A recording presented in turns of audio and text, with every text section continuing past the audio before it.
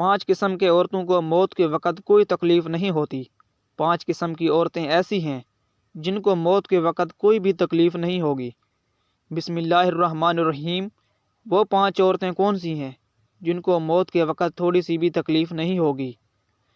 جاننے کے لیے ویڈیو کو مکمل دیکھیے گا، اور ویڈیو پسند آئے تو لائک اور چینل کو سبسکرائب کر لیجیے گا۔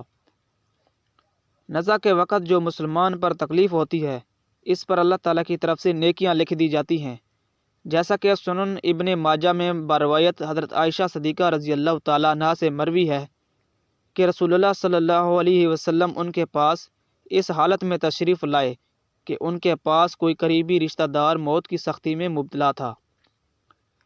رسول اللہ صلی اللہ علیہ وسلم نے ارشاد فرمایا کہ اے عائشہ، اپنے رشتہ دار پر غمگین نہ ہوں، اس لیے کہ یہ اس کی نیکیاں ہیں۔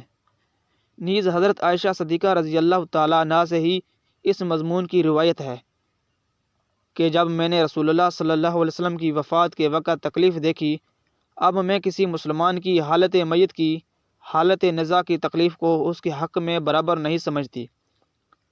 پس مذکورہ حدیث سے معلوم ہوتا ہے کہ نزا کے وقت ہونے والی سختی میت کے بدعمالیوں کی وجہ کا ہرگز نتیجہ نہیں ہے۔ مسلمان کو اس پر اجر و ثواب اور گناہوں کی معافی کی امید رکھنی چاہیے۔ ناظرین، 5 خوش نصیب لوگوں کو مرتے وقت کوئی تکلیف نہیں ہوتی۔ حضرت عثمان غنی رضی اللہ تعالیٰ عنہ نے فرمایا کہ دنیا میں 5 لوگ ایسے ہیں جن کو مرتے وقت کوئی تکلیف نہیں ہوتی، ان کی روح آسانی سے نکلے گی۔ حالت نزا میں انسان کی آدھی روح اندر اور آدھی روح باہر ہوتی ہے، اور بندہ تکلیف میں ہوتا ہے۔ اس وقت انسان کو پیاس اتنی لگتی ہے کہ سارے سمندر کا پانی پی جاؤں، اور بالفرض اگر وہ 7 سمندروں کا پانی بھی پی لے تو پھر بھی اس کی پیاس ختم نہیں ہوگی۔ روح نکلتے وقت انسان کو جو تکلیف ہو رہی ہوتی ہے وہ ناقابل بیان ہے۔ حضرت عثمان غنی رضی اللہ تعالیٰ عنہ نے فرمایا کہ یہ 5 لوگ ایسے ہیں جن کی روح نکلنے کے وقت ذرا سی بھی تکلیف نہیں ہوگی۔ وہ 5 لوگ کون سے ہیں جن کو موت کے وقت سختی نہیں ہوگی؟ پوچھا گیا کہ وہ 5 لوگ کون سے ہیں جن کو موت کے وقت سختی نہیں بلکہ نرمی میسر ہوگی؟ تو فرمانے لگے کہ سب سے پہلا وہ شخص جو اپنی ماں باپ کی موت کے بعد، یعنی ماں باپ کے مرنے کے بعد اپنے بہنوں کو وراثت میں حصہ دیتا ہے، یعنی وراثت کا حصہ اپنی بہنوں کو جلد اور بر وقت دیتا ہے۔ ایسا نہ ہو کہ بہن کے بچے بھوک سے بلکتے رہیں اور تم بہن کے حق پر قبضہ کیے بیٹھے رہو، اور بہن اس انتظار میں رہی کہ کب میرا بھائی میرے ماں باپ کی وراثت کا حصہ دے گا۔ کئی بار ایسا بھی ہوتا ہے کہ بہن کی شادی نہیں ہوئی جبکہ والدین دنیا سے رخصت ہو گئے، تو بھائی نے کہا کہ کوئی بات نہیں، جب بہن کی شادی کروں گا تو اس کا حصہ اسے جہیز کی صورت میں دے دوں گا۔ یاد رہے کہ اسلام میں بہنوں کو جہیز دینا فرض نہیں ہے، جبکہ ان کا وراثت ان کے حق میں دینا فرض ہے۔ دراصل عورت کو جہیز دینا یہودیوں کا رسم ہے، اسلام اس کی اجازت نہیں دیتا، لیکن اسلام میں بہنوں کو وراثت میں حصہ دینا فرض ہے۔ حضرت انس رضی اللہ تعالیٰ عنہ سے روایت ہے کہ رسول اللہ صلی اللہ علیہ وسلم نے ارشاد فرمایا، جو شخص اپنے وارث کی میراث کاٹے گا، یعنی اسے حصہ نہیں دے گا، تو اللہ تعالیٰ قیامت کے دن اس کی جنت کی میراث کاٹ لے گا۔ ناظرین، صرف ایک لمحے کے لیے اپنے دل پر ہاتھ رکھ کر یہ سوچیں کہ اگر آپ انہیں وراثت میں حصہ نہیں دیں گے تو وہ کیا آپ کے لیے مغفرت کی دعا کریں گی؟ بہن کے لیے ظالم بن کر مرو گے یا مظلوم بن کر؟ ناظرین، بہن کا حق کھانا ایسا ہے جیسے خنزیر کا گوشت کھانا۔ دوسرا وہ شخص جس کی موت کے وقت روح آسانی سے نکلے گی، کثرت سے صدقہ کرنے والا شخص، یعنی ایسا شخص جو اللہ تعالیٰ اور رسول صلی اللہ علیہ وسلم کی رضا کے لیے اپنے مال و دولت میں سے صدقہ کرتا ہے کہ جب وہ اپنے دائیں ہاتھ سے دیتا ہے تو بائیں ہاتھ کو پتہ تک نہیں چلتا۔ یعنی کہ دوسرا وہ شخص ہے جو کثرت سے دل کی خوشی سے اپنا مال اللہ تعالیٰ کے راستے میں خرچ کرتا ہو، تو ایسے شخص کو موت کے وقت کوئی تکلیف نہیں ہوگی اور اسے ذرا بھر بھی تکلیف نہیں ہوگی۔ نمبر 3، ایسا انسان جو اپنی خاندان سے اچھا سلوک کرتا ہو، یعنی اپنے بیوی بچوں یا پھر اپنے بہن بھائیوں اور والدین سے اچھا سلوک کرنے والا ہو، ان سے نرم دلی کا رویہ رکھتا ہو۔ بزرگان دین فرماتے ہیں کہ جب رزق کی تنگی ہونے لگے تو دسترخوان کو وسیع کر لیا کرو، یعنی اپنی بیوی بچوں پر خرچ کرنا صدقہ ہے، انہیں کھلانا پلانا صدقہ ہے۔ لہٰذا ایسا شخص جو اپنے خاندان والوں سے حسن سلوک کرتا ہو، ان پر خرچ کرتا ہو، تو جب وہ اس دنیا سے رخصت ہوگا تو اس کی روح آسانی سے نکلے گی اور اسے کوئی بھی تکلیف نہیں ہوگی۔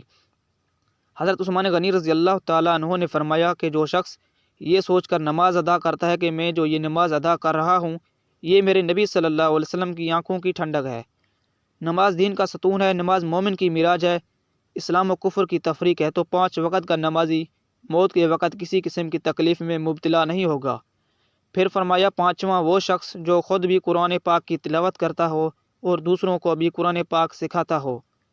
پھر فرمایا کہ راتوں کی تنہائیوں میں اٹھ کر قرآن پاک پڑھا کرو اور قرآن پاک پڑھتے وقت رویا کرو۔ حضرت علی حجویری گنج بخش رحمۃ اللہ علیہ سے کسی نے پوچھا کہ حضرت اگر رونے کی کوشش بھی کریں اور رونا نہ آئے تو پھر کیا کریں؟ تو آپ نے فرمایا پھر اپنے مقدر پر رویا کرو کہ تم اتنے سنگ دل ہو گئے ہو کہ تمہاری آنکھیں آنسو نہیں بہاتیں۔ حضرت عائشہ صدیقہ رضی اللہ تعالیٰ عنہا فرماتی ہیں کہ جب اسے انہوں نے حضور صلی اللہ علیہ وسلم کی وفات کے درپیش سختی کا منظر دیکھا تب اسے کسی کی آسان موت پر خوشی نہیں ہوتی اور آسان موت نصیب ہونے کی تمنا نہیں کرتی، کیونکہ وہ جانتی تھی کہ موت کے وقت سختی نہ مرنے والے کیے گئے برے انجام کی دلیل ہے اور نہ ہی آسان موت کی کوئی عزت افزائی کی بات ہے۔ یہی بات تھی کہ وہ موت کی سختی کو ناپسند کرتی تھیں اور نہ ہی کسی آسان موت پر خوش ہوتی تھیں۔ موت کی سختی کے بارے میں حضرت عائشہ صدیقہ رضی اللہ تعالیٰ عنہ سے روایت ہے کہ آپ رضی اللہ تعالیٰ عنہ نے فرمایا میں نے رسول اللہ صلی اللہ علیہ وسلم کو حالت نزع میں دیکھا۔ آپ صلی اللہ علیہ وسلم کے پاس پانی کا ایک پیالہ رکھا ہوا تھا۔ آپ صلی اللہ علیہ وسلم اس میں اپنا ہاتھ داخل کرتے اور اپنے چہرے پر پھیر لیتے اور فرماتے ہیں کہ یا اللہ موت کی سختی میں میری مدد فرما۔ مختلف احادیث سے معلوم ہوتا ہے کہ مومن کی روح تو بہت ہی آسانی سے نکل جاتی ہے اور روح نکلتے ہی اس کے لیے خوشخبریاں شروع ہو جاتی ہیں، جبکہ کافر کے بارے میں آتا ہے کہ اس کی روح بہت سختی کے ساتھ نکلتی ہے اور اسی وقت اس کے برے احوال شروع ہو جاتے ہیں۔ البتہ متعدد احادیث میں یہ بھی مذکورہ ہے کہ اللہ تعالیٰ نے موت کے اندر ایک ایسا ہی شدت اور سختی رکھی ہے کہ اس کا احساس دنیا سے جانے والے ہر شخص کو ہوتا ہے، خواہ وہ نیک ہو یا بد۔ لیکن مومن پر جو تکلیف آتی ہے وہ اس کے گناہوں کی معافی اور درجات کے بلندی کے لیے ہوتی ہے، جبکہ کافر پر تکلیف اس کے بدعمالیوں کے سزا پر طور پر آتی ہے۔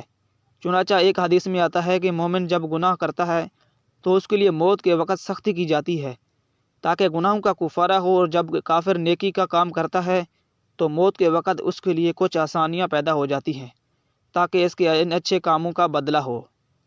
اس حدیث سے یہ بات واضح ہوتا ہے کہ ہر شخص کی موت دنیا میں کیے گئے اس کی اچھی اور برے اعمالوں کے مطابق آتی ہے۔ اللہ تعالیٰ سے دعا ہے کہ وہ ہمیں موت کے وقت سختی سے بچائے اور ہمیں موت کے وقت تکلیف سے بچنے والے اپنے ان نیک بندوں میں شامل کر دے۔ آمین۔